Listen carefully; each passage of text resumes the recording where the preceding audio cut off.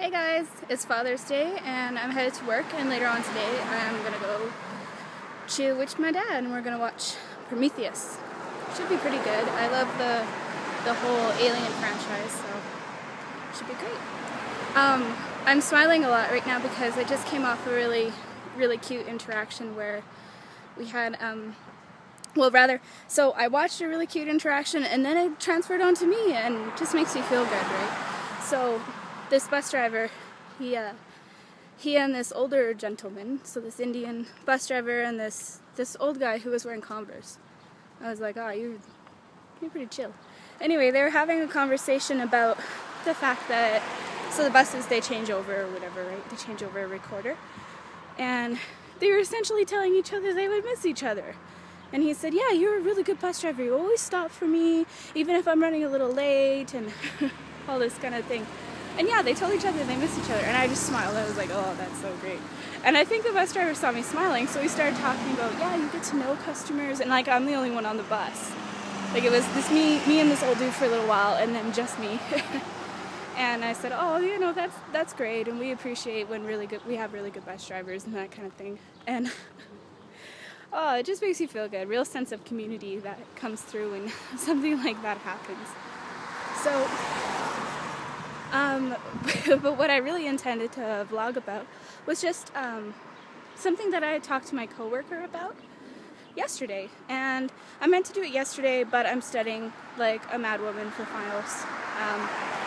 Because I have finals really soon here. So, sorry. So, my coworker and I were talking. My coworker had an experience with a family member who was in the hospital. Actually, Tom Baker. Ooh, look at that. I want a bike ride. But I do work. So yeah, with my coworker's husband actually went into the hospital, and she was talking to me about something that I always kind of wondered about from a patient standpoint or a patient's family member standpoint. You know, what is it like for people when they actually go in the hospital here and you don't know who to talk to about anything? So, okay, so I remember as in clinical, you know, it wasn't really that long ago, but I do remember that it was really hard to figure out who was who. It was really hard to figure out, okay, is this cleaning staff? Is this a doctor? I remember I said something to a doctor because they were in scrubs, as if they were a nurse. And they're like, oh, well, you might want to find their nurse. And I was like, oops. And there was this nurse that also wears like the white lab coat. So I thought, oh yeah, lab coats, that's how you tell. But they don't all wear lab coats. And even some of the other staff, like spiritual care or social work, like how do you, I gotta make sure I don't get run over while I'm walking. It's like, how do you differentiate who is who? And I remember as a student, you know, effectively an employee, I got an employee badge and I was doing work in the hospital. So effectively, it was like, how do you figure out who you're supposed to get something from? And let me give you an example. So in the hospital, patients need a lot of things. So if a patient's in pain, that's the biggest one. That's like, oh, go find somebody as soon as you can. And even me, because we weren't allowed to give medications, even myself, it was like, okay, well, which one is their nurse? Especially if I was just, you know, helping out with somebody. And my coworker said, oh, why don't they have name tags? But then I started to think, and we had a conversation, this fairly lengthy conversation. We've had it before, actually, but it was a little bit better this time. Like, there was more, and I got more out of it. It was like, instead of name tags, like, can't we have some kind of, for long-term care patients, some kind of hospital orientation for them and a close family member and something like that? And that might be able to alleviate some of the issues that we have, you know, even for family members. Family members will say to you, especially in more acute type situations, you know, I've never been to this part of the hospital. I need some food. Where's the cafeteria? And you have to go and help. And I think they should have name tags. Like, I remember I had to go and help. I think I mentioned this before, actually.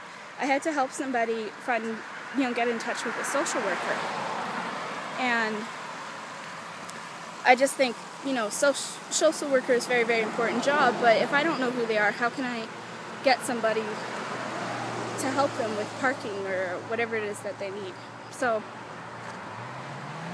I would love to see if there's, I have a lot of thoughts about things that can happen in the hospital, make things better for patients, but my conversation from my coworker really made me think about what it's like to be a patient's family member too. And there are some really great things that they do.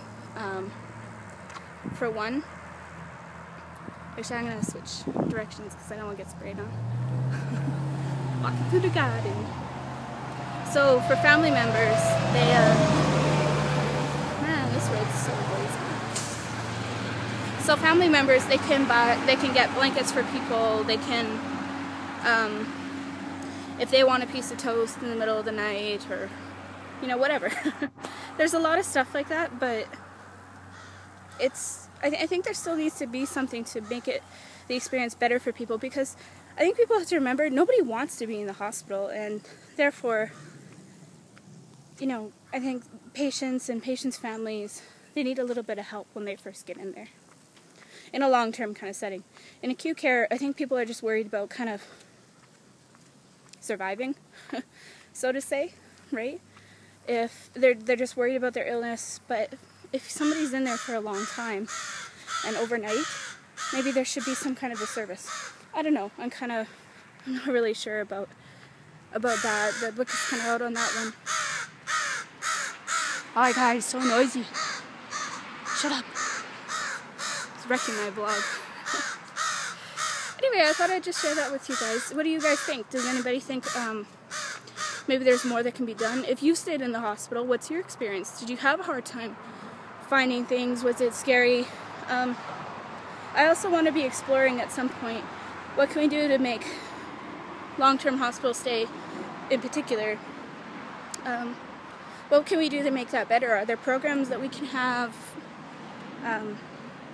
things for people to do so they don't get bored? I mean, I can't even imagine what it's like being in a hospital bed and being just bored out of your brain, because yeah, you have TV, but I don't know, it's not that great. So anyway, let me know what you guys think. Bye.